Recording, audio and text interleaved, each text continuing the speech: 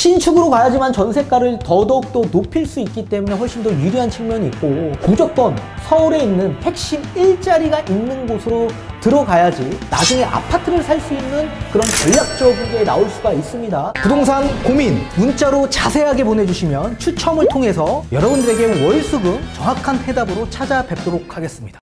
뒷번호 4434님께서 보내주신 부동산 고민입니다. 안녕하세요. 충남 서산에 30평 집을 가지고 있는 불인이입니다. 호가는 4억 2천 정도입니다. 아직 결혼은 안 했고요. 자금은 1억 정도가 있어서 추가로 아파트를 매입하고 싶은데 어디를 어떻게 살지 계속 고민 중입니다. 여쭤볼 곳이 없어 이렇게 문자 드립니다 라고 해주셨네요. 전문가님 답변 부탁드리겠습니다. 네, 일단 답변부터 드리도록 하겠습니다. 당연히 1억이라는 자금을 확보하고 계신다면 당연히 1주택이 아닌 2주택으로 가는 방향을 선택하셔야 유리한 측면이 있으실 겁니다. 우리가 2주택으로 가는 도중에 사실 부담이 없지 않습니까? 뭐 보유세를 냅니까? 뭐를 냅니까? 사실. 그러니까 취득세, 이 취득을 할 때의 세금만 잘 생각을 하시고 접근을 하신다면 반드시 유리한 상황으로 맞이할 수 있다. 그렇게 답변을 드리고 싶고요. 더 정확한 지역과 더 정확한 물건 추천을 받고 싶다면 상담 다시 한번 재신청해 주시길 바라겠습니다. 그리고 지금 제가 큰 틀에서 조금 설명을 드리도록 하겠고, 총 3가지 투자처를 좀 구분 지어서 말씀을 드리도록 하겠습니다. 그건 뒤에 가서 판소를 통해서 좀 더 자세히 설명해 드리도록 하겠고, 일단 위치를 좀 보도록 하겠습니다. 지금 서산에 물건이 있다라고 하셨습니다. 지금 어떤 지역 일대 어떤 아파트인지 정확하게 짚어드리지 않으셨기 때문에 좀 간략하게 설명을 좀 드리도록 하겠습니다. 이 서산시청 쪽 주변 일대가 동문동 일대입니다. 그래서 여기가 이제 구도심 쪽 지역이라고 보시면 좋을 것 같고, 뭐 예전부터 학군지로 좀 유명했던 지역인데, 이게 지금 어디로 넘어왔냐면 요 밑으로 좀 내려오시면 이 예천동이라는 곳이 있습니다.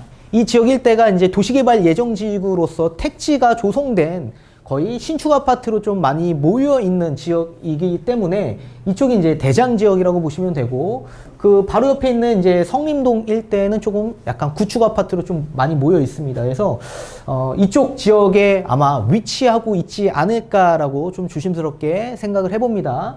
그리고 또 조금 더 위쪽으로 올라가면 서산 테크노밸리 쪽이 있는데, 그쪽은 이제 가격대가 한 2억대 수준으로 가격이 좀 많이 저렴하고요. 한 4억대 정도 나오고 계신다면 아마도 예천동에 있는 신축 아파트를 보유하고 있지 않나, 그렇게 생각을 해보면서 뒤에 가서 판소를 통해서 좀 더 자세히 설명해 드리도록 하겠습니다. 일단 우리 A라는 아파트가 있는데, 지금 현재 서산 일대는 비규제 지역입니다. 그래서 이 비규제 지역 일대를 보유하고 있는데, 여기 플러스 B라는 추가적인 주택을 한 채 더 매수할 생각으로 있으시다라고 하셨습니다. 그런데 이 지역 일대도 비규제 지역을 취득할 경우 사실상 취득세에서 유리한 측면이 있죠. 이 취득세가 기본세율이죠. 기본세율. 그래서 취득할 때 부담이 없다라는 큰 장점이 있다라고 보시면 좋을 것 같습니다. 자, 그렇다면 이 비규제 지역 일대 어떤 아파트를 일단 우리가 봐야 되냐면, 지금 서산 일대도 좋습니다. 서산 일대 30평대에도 1억 미만으로 갈 수 있는 아파트가 있죠. 근데 좋은데 이제 단점 아닌 단점이 뭐냐면 인구수예요. 인구수가 워낙 소규모 거의 한 17만 정도밖에 되지 않기 때문에 오히려 좀 한 50만 가까운 중소도시급 쪽으로 좀 가시는 게 좋다라는 의견을 드리고 싶습니다. 자, 그렇다면 지방에 있는 중소도시급 아파트로 보셔야 되는데, 이 아파트는 아무 아파트나 보시는 게 아니라 무조건 신축 쪽으로 보셔야 됩니다. 신축 아파트로 보셔야 되고, 그리고 당연히 대단지, 1000세대에 가까운 또는 1000세대가 넘는 그런 대단지급 아파트를 보셔야 좋습니다. 그리고 평형대는 25평형대를 보시는 게 지금으로선 조금 유리하지 않을까라고 보고 있습니다. 우리 지방도 광역도시가 있는데요. 광역도시는 지금 집값이 수도권처럼 많이 올라가져 있는 상태고, 한 50만 미만 정도 되는 중소도시급 지방 쪽으로 보셔야 되는데, 그 지역 일대 30평대에도 지금 많이 치고 올라갔습니다. 가격이. 따라서 거의 투자 금액이 한 1억 5천 정도가 들어가는 상황이기 때문에 외지인들이 사실상 지방에 투자하는 데 있어서 투자 금액이 많이 들어가면 부담스럽습니다. 그래서 지금은 30평대보다는 한 20평대 이런 소형 평수대의 거래량이 좀 더 많이 나오고 있는 추세이고, 30평대가 한 작년 기준에서 하반기에서 집값을 좀 치고 올라갔거든요. 그리고 나서 지금은 조금 정체되어 있는 느낌이 들고 있고요. 지금 이제 이 투자 금액이 적게 형성되어 있는 25평대의 거래량이 많이 터지고 있습니다. 그래서 올해 기준에서 상반기 또는 하반기부터 집값이 올라가는 그런 지역 일대들이 있습니다. 그런 지역 일대를 좀 눈여겨보시는 게 좋다, 그런 의견을 좀 드리고 싶고, 자, 두 번째는 우리 A주택이 있는데, A주택이 지금 비규제 지역에 있다라고 하셨습니다. 서산 일대. 여기에 플러스 B라는 주택을 추가 매입하려고 하는데, 여기는 반대로 규제 지역입니다. 규제 지역. 당연히 조정 대상 지역 또는 투기 지역, 투기과열 지구로 들어가야지 상승폭이 또 좋기 때문에 입지가 더 좋고, 그래서 이쪽 지역으로 가시는 분들이 좀 많이 계실 거라 봅니다.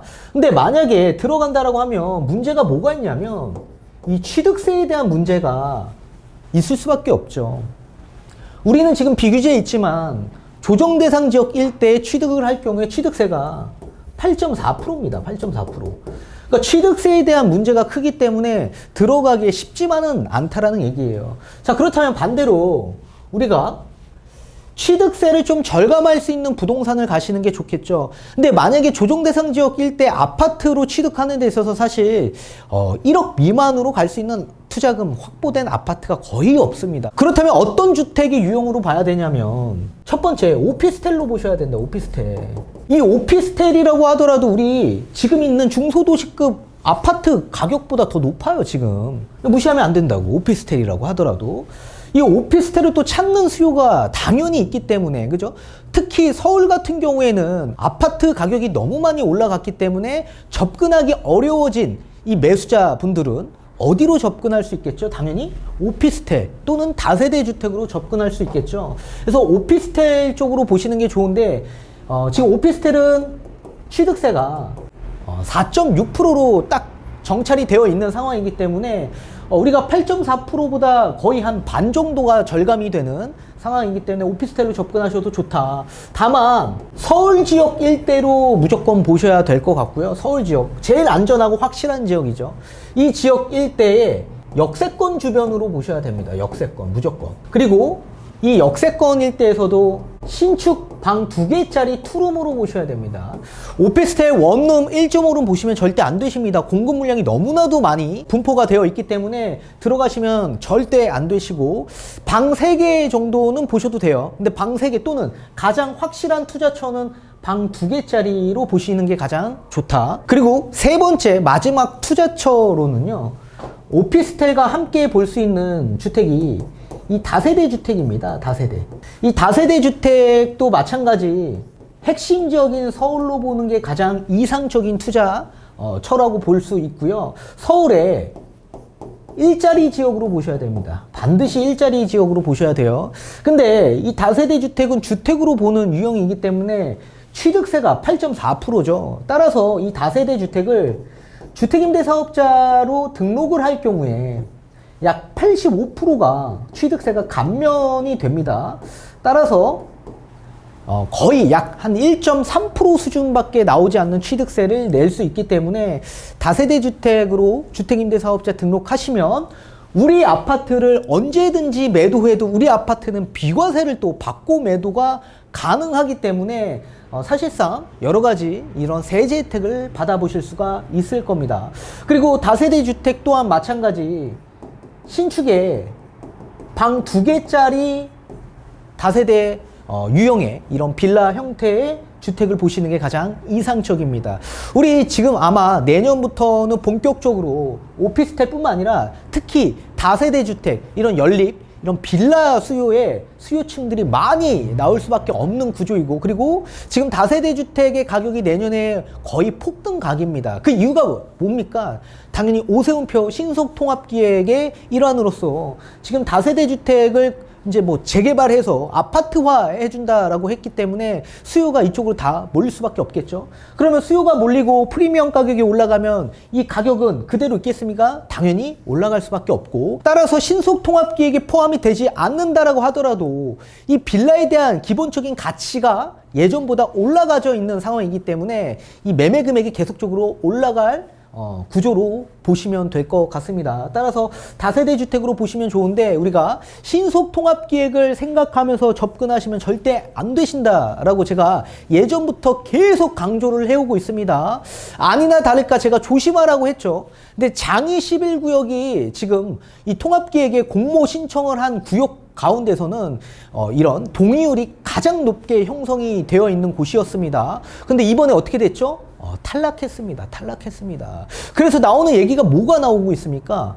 공공 재개발로 다시 우리 갑시다. 또는 아니에요, 도시재생으로 갑시다. 여러 가지 지금 주민들의 의견이 합치가 되지 않고 의견이 분산되어 있는 상황입니다. 이런 상황에서 어떻게 추진하겠냐 이거예요. 우리 부모님과도 내가 성격과 성향이 다른데 어떻게 남과 내가 똑같은 성격과 성향으로 똑같은 방향으로 똑같이 추진하면서 갈 수 있겠냐고요. 말도 안 되죠. 그러니까 속도가 더더욱더 느려질 수밖에 없다. 그리고 지금 추진해도 약 10년 이상 걸린다고요. 10년 이상.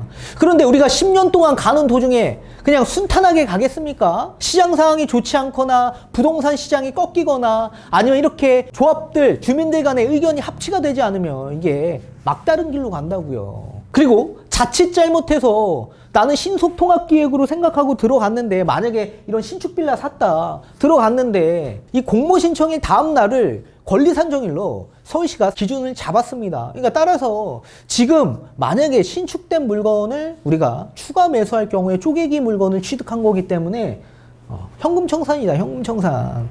그리고 지금 만약에 지금 신속 통합 기획이 2021년 9월 23일 날 권리 산정일이 산정이 됐거든요. 혹여나 운이 좋아서 그 앞전에 신축 물건을 만약에 매입을 했다라고 칩시다. 그러니까 장이 11구역 같은 경우에 2021년 9월 23일 이전에 신축된 물건을 샀습니다. 근데 지금 탈락됐어요. 그러면 조합에서, 주민에서 어떤 의견을 제시하겠습니까? 당연히 다른 사업 방식을 추진하자라고 제시를 하겠죠. 근데 만약에 공공재개발로 가자라고 할 경우에 공공재개발의 권리 산정일은 2020년 9월 21일 이후입니다. 이후. 그러면 그 이후에 쪼갠 물건 내가 샀다라고 가정한다면 나는 현금 청산자가 되는 거예요. 이런 분들이 지금 엄청나게 많다라는 얘기입니다. 엄청나게 많다. 그 사람들 전부 다 뭐 보고 들어간 겁니까? 입주권 받을 생각에 들어간 거예요. 입주권 받을 생각에. 근데 앞만 본 거죠. 앞만. 신속 통합 기획만 본 거예요. 근데 여기서 안 되면 어떻게 돼요? 당연히 사업 방식을 다른 방식으로 꺾겠죠. 이사 공급 대책에서 나온 공공주도로 간다든지, 공공주도 재개발로 가면 어떻게 됩니까? 2월 4일 이후에 매매한 사람들은 무조건 청산이에요. 2021년 2월 4일 이후에 매매한 사람들은. 따라서 지금은 재개발 목적을 두고 우리가 접근하는 투자 방식은 지양해야 되고, 그런 투자 방식은 제가 재작년에 추천해드렸던 방식이고, 왜요? 흐름상 이제 나중에는 재개발, 재건축을 다시 재추진할 가능성이 매우 높기 때문에 그렇게 재개발 예정지를 많이 추천을 해드려 왔습니다. 아니나 다를까 그런 분들 공공재개발 또는 이런 신속통합기획에 다 포함이 되신 분들이 많죠. 근데 지금은 그 목적으로 들어가시면 안 된다라는 얘기입니다. 위험하다, 위험하다. 따라서 지금은 무조건 서울에 있는 핵심 일자리가 있는 곳으로 들어가야지 향후 나중에 추가 재개발 예정지가 아니더라도 우리가 나중에 아파트를 살 수 있는 그런 전략적인 게 나올 수가 있습니다. 그건 반드시 다시 상담을 받아보셔야 될 것 같고, 그런 목적으로 들어간다면 무조건 우리는 일자리가 있는 곳으로 들어가셔야 된다. 그런 지역은 어디가 있겠습니까? 당연히 도심, 종로, 중구 일대 또는 영등포, 여의도와 접근이 가능한 영등포 일대, 그리고 강남 이런 3대 도심 쪽으로 우리가 접근을 할 필요가 있다. 다만 여기서 중요한 건 뭐예요? 아파트건 오피스텔이건 다세대건 전부 다 신축을 보셔야 됩니다. 신축을. 모든 전세 수요건 모든 매매 수요건 다 원하는 건 뭐죠? 신축을 선호합니다. 신축을. 신축으로 가야지만 전세가를 더더욱 더 높일 수 있기 때문에 훨씬 더 유리한 측면이 있고, 특히나 이런 주택의 유형들은 감가라는 게 생깁니다. 감가. 그래서 우리가 오래된 물건을 취득할 경우에는 감가를 안고 사는 거기 때문에 사실상 가격이 올라가는 데 있어서 좀 제한적일 수밖에 없습니다. 따라서 집값이 조금 더 저렴하다라고 해서 연식이 된 거 사면 안 됩니다. 오히려 신축을 사는 게 훨씬 더 유리하고 우리 중소도시급 아파트 같은 경우에는 비규제 지역 일대인 한 50만 정도 되는 그런 지역 일대 25평대를 보시는 게 가장 핵심이다. 이렇게 세 가지 유형을 말씀드렸으니까 여러분들도 이 세 가지 유형에 맞춰서 집을 알아보시는 게 좋고 반드시 사전에 상담 받으셔서 지역과 물건 추천을 받아보셔야 될 것 같습니다. 화이팅 하십시오.